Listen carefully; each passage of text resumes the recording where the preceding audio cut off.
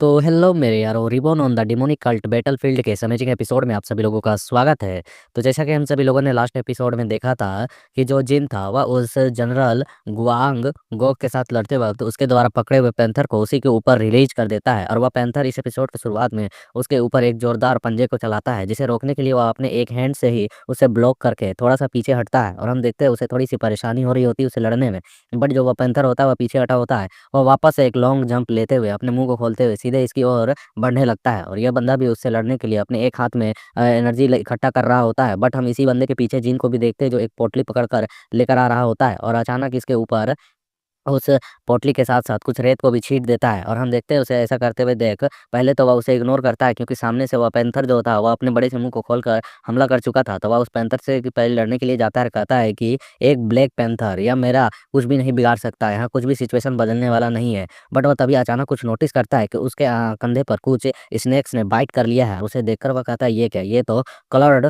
Snake है जो कि काफ़ी ज़्यादा पॉइज़नस होते हैं, और उसके पॉइज़न का असर तुरंत ही इसके एक और के आँखों में नज़र आने लगता है, जिस औरत के कंधे पे उन लोगों ने काटा होता है। और वह बंदा चिल्लाते रह जाता है और कहता है कि यू लिटिल बास्टर्ड पंक, तुम्हारी हिम्मत कैसे हुई ऐसा करने की? तभी वह पैंथर जो था वह भी इस पर हमला कर चुका होता है, और यहाँ पर दोनों जानवरों के एक साथ हमला करने की वजह से यह बंदा वहीं पर लेट जाता है और उससे लड़ने की कोशिश करता है। बट वह पैंथर उसे वहीं पर निपटाने लगता है और निपटा भी देता है, क्योंकि पॉइज़नस की वजह से वह पूरी तरह से ब्लॉक हो चुका होता है उसके हाथ-पैर। और साथ में पैंथर जो है वो भी काफ़ी पावरफुल है, और ये लोग सिर्फ़ पैंथर को उसे खाते हुए देख रहे होते हैं। और फिर हम पैंथर को देखते हैं जो घूर कर सामने की ओर देख रहा होता है इन्हीं की ओर, कि अब अगला नाश्ता इन्हें बनाया जाए कि नहीं। और जिन खामोशी से उसके सामने खड़ा होता है, और हम देखते हैं तलवार लेके वो तैयार होता है, और वो जो पैंथर होता है बस उसके सामने गुर्रा रहा होता है। फिर उसका क्या मूड करता है तो वह हमला ना कर कर वह पलट जाता है। उसने इस बंदे के सिर्फ़ सर को खाया होता है, और वह यहाँ से पलट कर सीधे जंगल के अंदर ओर चला जाता है। और उसे जाते हुए देख थोड़ा-सा जिन यहाँ पर राहत की साँस लेता है और थक कर बैठ जाता है। फिर इसे शाबाशी देने के लिए कैप्टन आते हैं और कहते हैं कि जिन तुमने बहुत ही अच्छी तरीके से, समझदारी तरीके से यह काम किया, जिसकी वज़ह से हम आज यहाँ पर बच गए। तो यहाँ पर जिन कह रहा था नहीं, नहीं, अगर आपने यहाँ पर थोड़ा-सा और उसे समय तक रोका ना रखा होता, तो काफ़ी ज़्यादा मुश्किल होती उसे यहाँ पर रोकना। सबसे इम्पोर्टेंट बात यह है कि टीम लीडर, क्या आप ठीक है? आप तो ज़्यादा घायल नहीं ना हैं? टीम लीडर कहता है नहीं, मुझे बस थोड़ी-सी आराम की आवश्यकता है और फिर मैं ठीक हो जाऊँगा। वैसे अभी हमें वापस चलना चाहिए, क्योंकि हेडक्वार्टर में लोग हमारे इंतज़ार कर रहे होंगे और चिंतित भी होंगे। और यह सुनकर जीन अपने मन में कहता है कि जो मिस ना है, उन्होंने टीम लीडिंग को अच्छे तरीके से सँभाल लिया होगा, इसकी क्रॉस जो कि वॉइस कैप्टन है। और वगैरह ये कह रहा होता है, लेकिन कौन जानता है कि उस कमीने हरेबाल जू ने क्या-क्या कांड किए होंगे। उसने वहाँ ज़रूर ही परेशानी खड़ी करने की कोशिश की होगी। और जीन इससे जाते हुए इसके सामने आते हुए कहता है, कैप्टन मुझे आपसे कहना है। कैप्टन कहता है कहो। तो वो कहता है कि मैं कुछ आपको बताना चाहता हूँ। चलिए हम रास्ते के वक़्त आगे की ओर बढ़ते हुए इन चीज़ों की बात करते हुए जाते हैं। और फिर वापस से हमारा यहाँ हेडक्वार्टर में आ जाता है, जहाँ पर मिसना एक बंदे से कह रही होती है कि इसके लिए मुझे माफ़ कीजिएगा आप टीम लीडर हान, लेकिन आप हमारे यहाँ पर मदद कीजिए। तो यह सुन टीम लीडर हान कह रहा होता है कि कोई बात नहीं, तुम जाओ और वापस जाकर अपने बंदों के साथ मतलब उनके वेट करो। तब तक के लिए ये सुरक्षा का काम मुझ पर छोड़ दो। इसमें कोई ज़्यादा चिंता की बात नहीं है।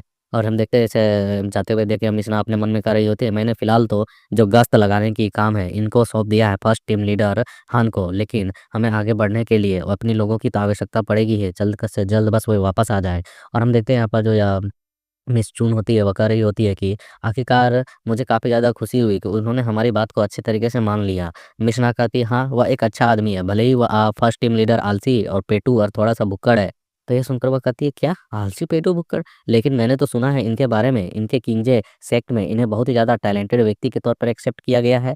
मिशना कहती है, अरे बिल्कुल सही, मार्शल आर्ट के मुकाबले टैलेंट है, बट यह थोड़ा-सा वैसा भी है।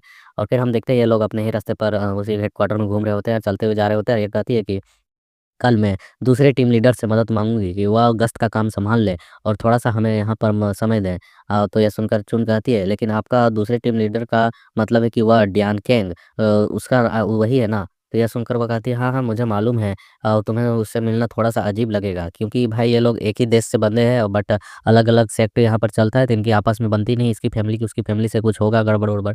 इसलिए कहती है मिशना कि अगर तुम उससे मिलने में कंफर्टेबल नहीं हो तो चिंता मत करो। उससे मैं पर्सनली अकेले जाकर मिलकर बातें कर लूँगी और रिक्वेस्ट कर लूँगी। इसलिए तुम्हें यहाँ पर जाने की आवश्यकता नहीं है। बट हम देखते हैं यहाँ पर चुन कहती है कि नहीं, नहीं, मुझे यहाँ पर अपने पर्सनल मामलों और अपने भावनाओं को अलग रखना चाहिए, अगर मुझे यहाँ पर अपनी टीम के साथ काम करना है तो। यह सुनकर मिस ना कहती, ओहो माय गॉड! तुम तो बहुत ही ज़्यादा ही बड़ी हो गई हो।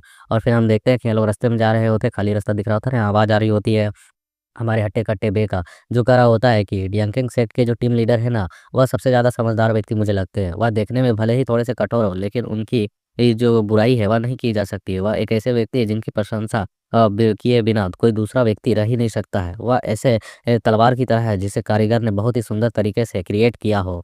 वह भेदभाव नहीं करते हैं और वह लोगों के साथ न्यायपूर्ण व्यवहार भी करते हैं और हमें उस बंदे को दिखाया भी जाता है। और यहाँ पर वह बताया जा रहा होता है कि वह बहुत ही बहुत ज़्यादा स्ट्रॉन्ग भी है और वे डियानकेंग सेक्ट के हो या फिर ना हो, उसे उससे कोई फ़र्क नहीं पड़ता है कि कोई बंदा उस सेक्ट का है कि नहीं है। उनसे बस सेम तरीके से व्यवहार किया करते हैं जैसे बाकियों के साथ करते हैं। तभी यहाँ पर अचानक से उस हरे बाल की एंट्री होती है और इसकी आवाज़ इन तक आती है कि ओहो! तो आप लोग यहाँ पर काफ़ी खाली लग रहे हैं, मतलब बेरोज़गार। और ये कह रहा होता है, क्या यहाँ पर जो जिन है और कैप्टन सियोल है वह वापस आ चुके हैं या फिर नहीं आए हैं अभी तक? तो हम देखते हैं यहाँ पर मिशनाह कहती है कि लगता है कि उन्हें आने में थोड़ी देर हो रही है। मैंने गश्त की ज़िम्मेवारी फर्स्ट कैप्टन को सौंप दी है। ये सुनकर कहता है, अच्छा, तो व्यर्थ के काम करना तुमने शुरू कर दिया है। वे लोग सचमुच में फालतू काम करने के लिए जाएँगे तो इस तरह से दूसरों की समस्या तो होगी ही। और उसी के टीम के बंदे कहने लगते हैं कि हो सकता है कि वह जो जिन है, वह आपका सामना करने से डर रहा होगा, इसलिए जानबूझकर यहाँ पर वापस नहीं आया, वह बचने की कोशिश कर रहा है। दूसरा कहता है कि यह भी हो सकता है शायद वह यहाँ पर ना आने के लिए हाथ-पैर जोड़कर उस कैप्टन सियोल के सामने रिक्वेस्ट कर रहा होगा। हम देखते हैं इसके ऐसे बातों को सुनकर फिर सियोल कहती है, टीम 7 बनने से पहले तुम तीनों आखिरकार कैप्टन सियोल के ही टीम मेंबर के तौर पर शामिल हुए थे। आखिरकार तुम लोग इस तरीके से परेशानी भरे शब्द कैसे बोल सकते हो? उनके बारे में ऐसे गलत चीज़ें कैसे सोच सकते हो? तभी इन तक आवाज़ आती है कि चिंता मत करो, अगर सेओल जो है वह यहाँ पर समय पर नहीं आते हैं तो आखिरकार उसके जगह पर टीम जो लीडर जो है वह मैं बन जाऊँगा। यह हरे बाल कह रहा होता है। यह सुनकर निशनात कहती है कि अच्छा, यहाँ पर तुम यहाँ पर टीम लीडर बनना चाहते हो? यदि अगर किस्मत से भी अगर टीम लीडर किसी वजह से किसी संयोग से टीम लीडर सेओल यहाँ पर नहीं आए तो उनके उत्तराधिकारी होने के तौर पर मैं अगली टीम लीडर बनूँगी, ना कि तुम। यहाँ इसीलिए फालतू के सपने देखना बंद कर दो। तो हम देखते हैं सुनकर उसके बंदे अजीब से शक्ल बनाते और कहते हैं कि व्हाट, ये आखिरकार कह क्या रही है? यह यहाँ पर अगली टीम लीडर बनना चाहती है, भले ही यह वॉइस कैप्टन हो लेकिन उसके लायक नहीं है, जिसका कोई नाम ठिकाना अता-पता कुछ हो ही ना। और हम देखते हैं इसकी ऐसी बातों को सुनकर यहाँ पर मिस ना कहती है, ओह! मेरी हिम्मत कैसी हुई यह बोलने की? तुमने कहा कि आखिरकार यह चीज़ तुम्हारे अंदर आई भी कैसे यह बात कि तुम यहाँ पर हमारे कैप्टन की जगह को ले सकते हो? तुम जैसे लोग, तुम्हारी हिम्मत भी कैसे हो रही है मेरे सामने रहते हुए, वॉइस कैप्टन के सामने रहते हुए, कैप्टन बनने की बातें करने की? क्या तुम लोगों को यहाँ पर सबक सिखाने की आवश्यकता है? यह सुन हरे बाल कहता है, अरे यार इनफ हुआ, तुम लोग इसका मज़ाक मत उड़ाओ। वैसे भी सीरियसली कहूँ तो लेडी ना, आप काफ़ी अच्छे मार्शल आर्टिस्ट हैं, लेकिन क्या आपको लगता है सचमुच में आप अभी टीम लीडर की कुर्सी सँभालने के लायक भी है? आप बहुत हद तक इस चीज़ से दूर हैं। तो हम देखते हैं सुनकर मिशना कहती है, अच्छा, तो तुम्हारे कहने का मतलब मुझ में कमी है? और वह हँसते हुए अजीब-सा चेहरा बनाकर उससे कहती है, लेकिन ऐसा लगता है कि तुम जिस कमी की बात कर रहे हो वह है तुम्हारी तरह बुरे व्यक्ति का आचरण रखना और दूसरों को परेशान करना और बिना मतलब की बात के बतंगड़ बनाना और समस्याएँ खड़ा करना, यही कमी है मुझ में ना। जो ये सुनकर यहाँ पर हरे बाल चिढ़ जाता है और कहता है, क्या तुम्हें लगता है कि मैं कोई कचरा हूँ? आखिरकार तुम यहाँ पर क्या ही सोच रही हो? एक बार उन्हें आने भी तो दो, उसके बाद मैं तुम्हारी टीम के उस जिन को इस तरीके से कुचलूँगा कि उस कचरे की कोई जगह नहीं बचेगी तुम्हारी टीम में। तो यह सुनकर वह कहती है कि अच्छा, खैर लेकिन जो कुछ भी हो, लेकिन कैप्टन सियोल के सामने तो जिन ने इस तरीके से साफ-साफ कहा था कि उसे कोई परवाह नहीं है तुम्हारे साथ लड़ने की और ना ही तुमसे हारने की, इसलिए तुम अपनी चिंता करो। यह सुनकर यह बहुत ही ज़्यादा गुस्सा होने लगता है, चेहरा बनाने लगता है कि उसकी इतनी मजाल कि वह इस तरीके से मज़ाक उड़ाएगी मेरा। और हम देखते हैं मिसना यहाँ से इसका मज़ाक उड़ाने के बाद सीधे जाने लगती है और कहती है कि चलो तुम लोगों को एक अच्छा शुभकामना देती हूँ कि अगर ज़िंदा मतलब उससे जिन से लड़ते वक़्त बच जाओ ज़िंदा, उससे हारो ना। क्योंकि उस बंदे ने तो यहाँ पर सर का दाँव लगाया था ना कि हारेगा तो सर काटूँगा, बट जिन ने कहा था कि सर नहीं, तुझको अपना बेटा बनाऊँगा। और हम देखते हैं यहाँ पर जो मिस चुन होती है कहते रह जाती है, ऊपर वेट करो मैं आपके पीछे भी आ रही हूँ। और मिस ना यहाँ बढ़ते हुए थोड़ी-सी परेशान लग रही होती है और वो अपने मन में कहती है, मुझे पता नहीं, लेकिन स्पष्ट रूप से जो यंग मास्टर यहाँ पर हरे बाल जू है, वह अपने लेवल को एक लेवल अप कर चुका है। उसकी पावर लगभग मेरी जितनी थी, लेकिन अभी अचानक मुझे फ़ील हो रही है कि उसकी एक लेवल अप हो चुकी है, उसके पावर्स में थोड़ी-सी बढ़ोतरी ज़रूर हुई है। टीम लीडर जल्द से जल्द आप वापस आ जाइए। यहाँ पर बहुत सारी परेशानियाँ खड़ी हो रही हैं। हम देखते हुए एक और टीम लीडर के पास गई थी वो रिक्वेस्ट करने के लिए कि आप अगले दिन का जो गश्त का काम है उसे सँभाल लीजिए, हम लोग उस दिन गश्त नहीं लगा पाएँगे। इसके लिए हम आपसे रिक्वेस्ट करते हैं। तो हम देखते हैं कि यह बंदा जो होता है वो मुड़कर इसकी ओर देखता है और कहते हुए जाता है कि जो कैप्टन सियोल हैं वह बहुत ही अच्छे मार्शल आर्टिस्ट हैं। उन्हें ज़रूर ही कुछ न कुछ इम्पोर्टेंट काम होगा, इसीलिए वह गश्त के काम को छोड़कर गए हैं। ज़रूर ही वह वापस आएँगे। तो उन्हें कह देना इसकी चिंता करने की आवश्यकता नहीं है, मैं इस काम को सँभाल लिया हूँ। तो यह सुनकर वह कहती है कि ठीक है, जैसा आप कह रहे हैं। और फिर हम देखते हैं पलटकर खुश होते हुए चुन से कहती है, चलो अब चुन, अब हमने यहाँ पर अगले 2 दिनों का काम सौंप दिया है, तो अब हमें चिंता करने की आवश्यकता नहीं है। तो चुन कहती है कि हाँ, ज़रूर, चलिए हमें कहाँ जाना है? तो वो कहती है, ज़ाहिर-सी बात है हमें ट्रेनिंग के लिए जाना है और हमें क्या काम है? तो वो कहती है अच्छा ट्रेनिंग के लिए ठीक है चलो चलते हैं। तभी हम देखते हैं यहाँ पर फिर से उस हरे बाल की एंट्री हो जाती है और वह फिर से कह रहा होता है इन्हें चिढ़ाने के लिए आया हुआ होता है और रिक्वेस्ट करने के लिए गई थी तो लगता है इसके पीछे-पीछे आ गया ये बंदा फिर से बेशर्मों की तरह और कह रहा होता है कि एक टीम लीडर को रिपोर्ट करना और एक खोज दल को यहाँ पर इकट्ठा कर भेजना, यह सबसे अच्छा रहेगा तुम्हारे लिए। यह सुनकर वो कहती है, आखिरकार अभी तो सिर्फ़ 3 ही दिन बीते हैं, कल हम इसका इंतज़ार कल तक ज़रूर करेंगे, उसके बाद ही कार्रवाई करेंगे कि वो लोग यहाँ पर अभी तक पहुँचे क्यों नहीं हैं। तो उसका हरे-बाल का आवाज़ आता है, सिर्फ़ 3 दिन, जहाँ तक मुझे पता है, कल यहाँ पर जो टीम लीडर्स हैं, उनकी मीटिंग होने वाली है और यहाँ पर कैप्टन जो सियोल है, उन्हें प्रेज़ेंट होना ही होगा।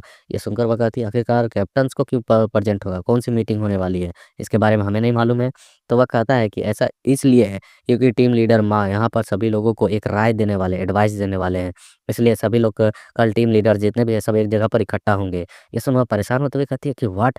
अब मुझे ये मत बताना कि तुमने अपने टीम लीडर को यह बता दिया है कि टीम लीडर सियोल जो है वो यहाँ से गायब है। क्या तुम ये सब कुछ जानबूझकर कर रहे हो? तो हरे बाल हँसते हुए कहता है, ये हमारी टीम के लिए आखिरकार सबसे अच्छा चीज़ है जो कि यहाँ पर हमारे टीम लीडर के द्वारा बताया जा रहा है। तो वह बस इकट्ठे कर रहे हैं लोगों को। अगर जितना लंबा वह टाइम लेगा उतना ज़्यादा उसके लिए परेशानी खड़ी होगी। इसलिए बेहतर होगा कि तुम यहाँ पर जल्द से जल्द इस चीज़ को कंट्रोल करने के लिए उन्हें खोज कर ले आओ, वरना वे पछताएँगे। मतलब कि एक तरह से उनके लिए समस्या खड़े करना चाह रहा होता है। हम देखते हैं चिल्ला ही रही होती है कि आखिरकार तुम ऐसा कैसे कर सकते हो? तभी यहाँ टीम लीडर की एंट्री होती है और यहाँ पर वो कहते हैं कि तुम बिल्कुल सही थे जीन और हम देखते हैं इस आवाज़ को सुनने के साथ वो खुश हो जाती है और वो उसकी ओर देखती है और वहाँ आवाज़ आ रही होती है, हमें समय रहते ही शुरुआत में ही इस समस्या को ख़त्म कर देना चाहिए था। मैं बहुत ही ज़्यादा ही नर्म दिल था, जो मैं सही समय पर सही फैसला नहीं ले सका जीन। अब मुझे समझ में आ रहा है तुम इतना काफ़ी ज़्यादा श्योर क्यों थे जल्द से जल्द आने के लिए। और हम देखते हैं यहाँ पर जिन हँसते हुए खड़ा होता है, सामने की ओर देखते हुए, अगर हम सड़े हुए फल को ज़्यादा समय तक नहीं हटाते हैं, तो वह अन्य फलों को भी सड़ाने लगता है। और इसके इन्हीं सीनों के साथ यहाँ पर यह छोटा-सा चैप्टर कंप्लीट होता है। अब यहाँ पे एंट्री हो चुकी है, तो अब अगली फाइट होगी जिन और इस हरे बाल के बीच में और देखेंगे कि कौन जीतेगा। तब तक के लिए वेट करो, लाइक करो, शेयर करो, सब्सक्राइब करो, सपोर्ट करो।